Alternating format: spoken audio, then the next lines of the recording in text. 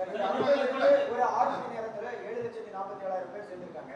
ஆனா அண்ணாமலை விலைக்கு போறதுனால எங்களுக்கு எந்த இடையூறும் இல்லை, எந்த பாதிப்பும் இல்லைன்னு நயனார் நாகேந்திரன் சொல்லியிருக்காரு. அதை எப்படி பாத்தீங்க? நயனார் நாகேந்திரன் அந்த கட்சியினுடைய தலைவர் என்ற அடிப்படையில் அப்படித்தானே சொல்ல முடியும்.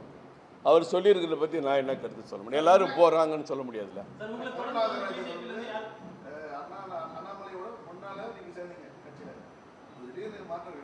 இல்லை, அதான் சொன்னேன், அண்ணாமலை எனக்கு யாருன்னே தெரியாது நான் கட்சியில் சேரும்போது.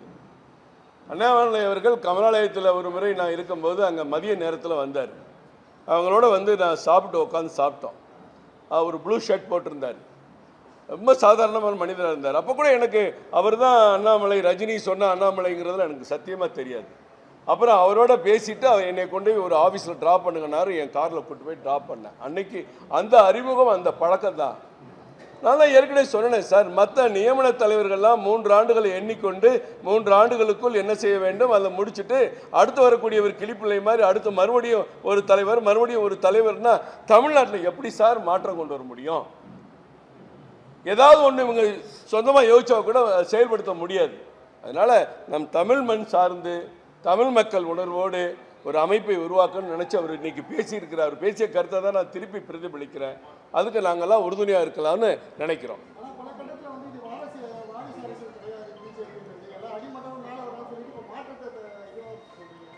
திருப்பி சொல்லுங்க.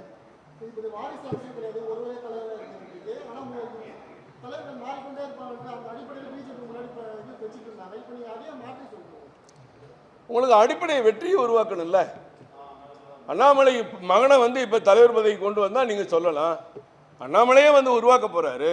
அண்ணாமலை என்ன சொல்லியிருக்காரு, ஒரே குடும்பத்தில் எம்பி எம்எல்ஏ வரக்கூடாதுன்னு சொல்லிட்டாரு. இப்போ ஃபஸ்ட்டு பேட்டியிலே இன்றைக்கி அதானே சொல்லியிருக்கிறாரு. ஒரு குடும்பத்தில் ஒருத்தரே எம்பியாக இருக்கணும், அடுத்து 5 முறை எம்பி, 6 முறை எம்பி, 4 முறை எம்எல்ஏ, அதெல்லாம் மாற்றணும்னு சொல்கிறாரு. இருக்கலாம், பாஜக இருக்கலாம். இல்லை இல்லை, அதெல்லாம் நான் யாரையும் நாங்கள் செட் பண்ணலை, யாரெல்லாம் வரணும்னு பேசலை. இந்த நிமிடம் வரைக்கும் என்னுடைய கட்சி பணியை நான் செஞ்சுட்டு தான் வந்திருக்கேன். இன்றைக்கி காலையில் கூட திரு நயனார் நாகேந்திரன் அவர்களோடு நாங்கள் வந்து ஜாதிவாரி கணக்கெடுப்புக்கு ஆதரவான கூட்டத்தில் நானும் பங்கேற்று தான் வந்திருக்கேன். என்னுடைய கடமையிலேருந்து நாங்கள் தவறலை. இங்கே வந்ததெல்லாம் நிறையா நிர்வாகிகள் என்னோட வந்திருக்காங்க, மாநில நிர்வாகிகள். அவங்களையும் நீங்கள் கண்டிப்பாக தெரிஞ்சுக்கன்னு நினைக்கிறேன்.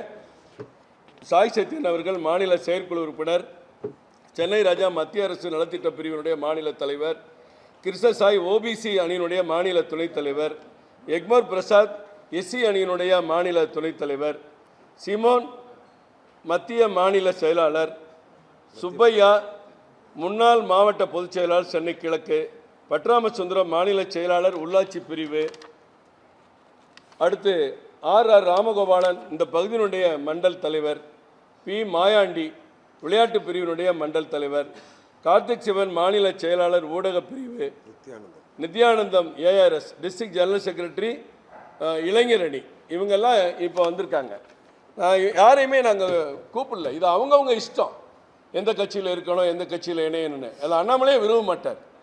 பாஜகலேருந்து எல்லாரையும் நாங்கள் ஒன்று திரட்டி அவங்கள வரணும், அவங்கள கூட்டிகிட்டு வரணும், இவருடைய ஆதரவு தெரிவிக்கணும், ஏற்பட்டு போகணும், யாரும் ஒருத்தருக்கு ஒருத்தர் பேசலை. அவங்களா தானாக ஏர்போர்ட்டுக்கு யார் வர்றாங்க, யார் வரவேற்பு கொடுக்குறாங்க அப்படிங்கிற நிலை. நமக்கு வந்து யாருக்கும் தனிப்பட்ட மேலே கருத்து வேறுபாடோ விருப்போ எங்களுக்கு கிடையாது. தமிழக மக்கள் விரும்பக்கூடிய ஒரு தலைமையாக அண்ணாமலை இருப்பார்.